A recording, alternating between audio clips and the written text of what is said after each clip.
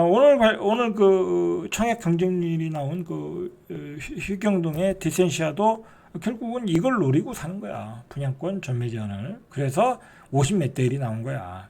일반적으로 내가 분양을 받겠다고 하는데 내가 분양을 받아서 살고자 하는 사람들이 10억을 내고 들어간다. 그건 아니죠. 그죠? 자, 문제는 아직도 이게 이제 아직 해결되지 않은 게 있어요. 이 분양가 상한제 적용 주택에 대해서는 아직도 실거주 의무 규제는 남아 있어요. 일부 야당 의원이 반대를 하고 있다고 그래요. 이 법 개정이 돼야 돼. 글쎄요, 이거는 뭐 되겠죠. 그죠? 해결이 되겠죠. 자, 일단은 우리가 또 뭘 신경 써야 되냐면 이게 중요한 거야. 전세가율이 서울의 아파트 전세가율이 평균 50%가 붕괴됐다라는 거야. 매매 가격에 50%도 안 간다. 전세가 매매 가격에 전세가율이 50%가 안 되면 집값이 올라갈 수가 없어. 왜냐하면 이 전세 사는 사람들이 대부분이 실수요야. 그리고 아파트를 사야 될 잠재적 수요야. 전세 사는데 50%면 빚 안 내고 50%면 사는데 그 사람들이 뭐 빚 내가지고 집을 살 일이 있겠습니까? 고금리에. 그러니까 집값이 올라갈 일이 없어. 당분간은. 아주 길게. 자, 전셋값 하락세가 가파른 곳은 강남권이라는 거야. 강남권은 거품이 많잖아요. 여기는 전세가율이 40%를 붕괴했다는 거예요. 자, 2011년 12월에 50.8% 이후에 50% 붕괴는 처음이라는 거야. 11년 3개월 만에 가장 낮은 수치다. 그러니까 집값이 얼마나 거품이 얼마나 많은 거품이 꼈냐를 알 수 있는 거죠.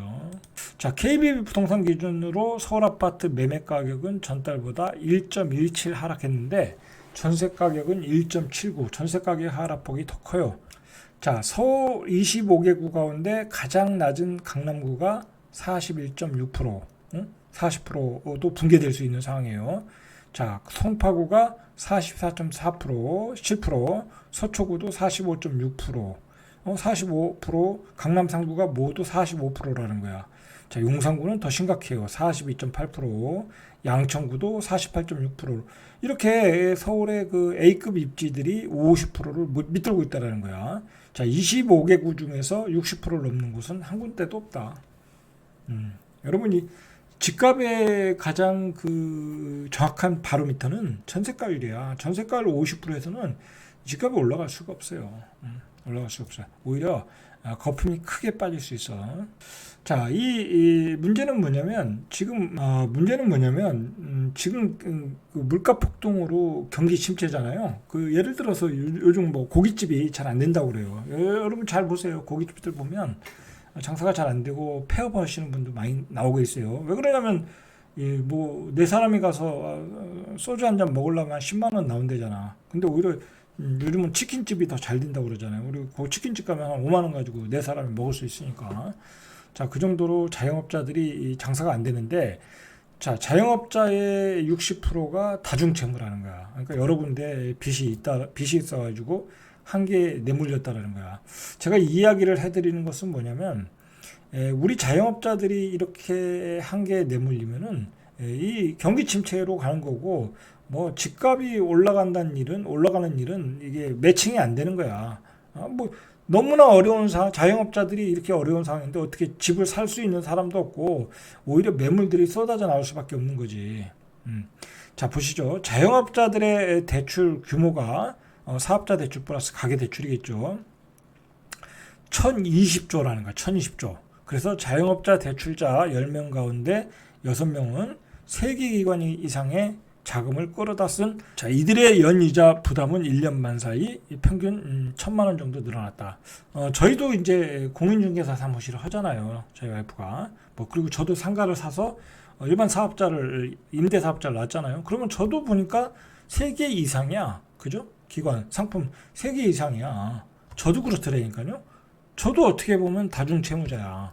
그러니까 저 같은 사람은 그래도 그냥 어떻게 그나마 건전한 빚을 가지고 있는 편인데도 불구하고 일반 자영업자들은 얼마나 많은 빚을 갖고 얼마나 허덕이고 있겠냐라는 거야. 여러분, 이런 상황들을 보면 지금 이 거품이 붕괴되기 직전이라는 거야. 이렇게 자영업자들의 빚이 많고 이 빚이 결국은 자영업자를 압박하고 있다라고 하면 집값은 집은 올라갈 수가 없어. 오히려 매물이 쏟아져 나올 수밖에 없는 상황이라는 거지. 자, 그래서 제가 이걸 설명해 드리는 거예요. 자, 전체 자영업자 대출자 가운데 173만 명, 이 56.4%가 다중채무자라는 거야. 그러니까 10명 가운데 6명 꼴로 사실상 더 이상 추가 대출을 받기 어려운 한계 차주라는 뜻이에요. 자, 이 자영업자 다중채무자의 1인당 평균 대출액이 이 4분기 말 현재 4억 2천만 원이라는 거야. 어마어마하죠. 자, 그러니까 이 굉장히 심각한 상황으로 가는 거야. 심각한 상황으로. 대출 종류별로 보니까 사업자 대출이 671조, 가계 대출이 348조. 집에서 담보대출 받았겠죠. 이건 사업자 대출이고. 자, 그래서 자영업자 대출액이 지난해 3분기 처음 1000조 원을 넘었다라는 거야. 4분기에도 최대 규모를 더 키웠다라고 봐야 되겠죠. 이런 상황이고, 국내적으로는 이런 상황이고, 여러분 우리가 또 뭐를 신경을 써야 되냐면, 이거 참 고급스러운 얘기인데, 지금 문제가 뭐냐면 이 미국의 국채가 흔들리고 있어. 달러의 화폐의 지위가 흔들리고 있어. 지금 어제 같은 경우에 미국의 국채 금리가 하루에 0.50bp. 자, 그런 경우가 없다라는 거야. 그렇게 큰 변동성이 일어나질 않는다라는 거야. 금융위기가 아니면. 자, 이 미국 달러의 위기가 오고 있다라는 거야. 미국이 이제 은행이 뱅킹론 하는 상황이니까 금융 시스템이 무너지는 상황인데, 자, 이게 뭐냐면, 이제 미국 외에 그 미국에 대항하는 나라들, 중국, 러시아, 이란, 사우디, 그런 나라 입장에서 보면 너무 불만이 많은 거야. 자기네들, 미국 같은 경우 자기네들 경제가 안 좋다고 하면 그냥 무제한 양적 완화를 해서 하고, 그리고 신재생 에너지로 가고, 세일석유 만들고 그러면서 그냥 화폐로, 미국 달러 화폐로 세계를 지배하다 보니까 이 자원을 가진 나라 입장에서는 화폐 가치가 떨어지고 이 자원의 가치는 떨어지는 거잖아요.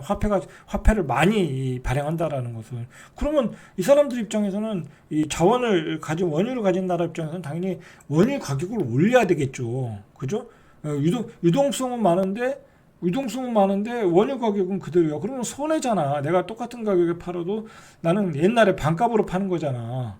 그렇잖아요. 그러니까 사우디, 이란, 러시아, 중국 이런 나라들이 이렇게 한편이 돼가지고 자원을 가지고 미국 달러에 대항을 하게 되고, 지금 그게 이제 전쟁의 양상으로서는 우크라이나와 이제 미국이 한 팀이 되고 이 러시아가 또 하나가 돼가지고 그런 대리 전쟁을 하고 있는 거 아니에요. 그죠? 그리고 또 중국과 대만의 전쟁이 또 그런 양상으로 벌어지는 거고. 자, 그렇단 말이에요. 그러니까 지금 이게 그 과거에 미국이 써왔던 달러 패권에 대한 그 거부 반응이 이제 막 나오는 거야. 이제 이 반대 진영에서 나온단 말이야. 자원을 가지고 부딪히는 거야. 미국은 달러를 가지고 이제 어떤 세계 경제를 지배하고 세계 경제를 끌고 나가려고 그러는데 이제 그거 못 봐주겠다는 거 아니야. 자, 그런데 그 부작용이 뭐예요?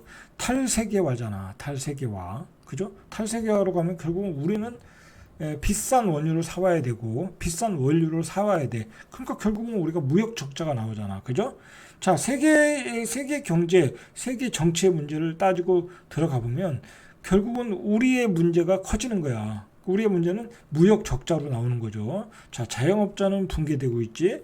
가게는 엄청난 부채로 집을 사서 거품을 만들었지. 지금 그리고 우리 국민들은 그냥 울며 겨자 먹기로 분양을 한다니까 분양을 받고 있는 거잖아. 고분양가에.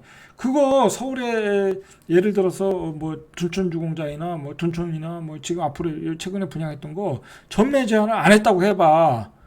그러면 그 분양가에 팔렸겠냐고. 안 팔렸지. 그죠? 그러면 지들이 10% 할인 분양해서 팔렸지. 그러면 집값은 더 떨어졌지. 그죠? 그렇게 놔뒀어야 되는 거지. 그래야 윤석열 정부가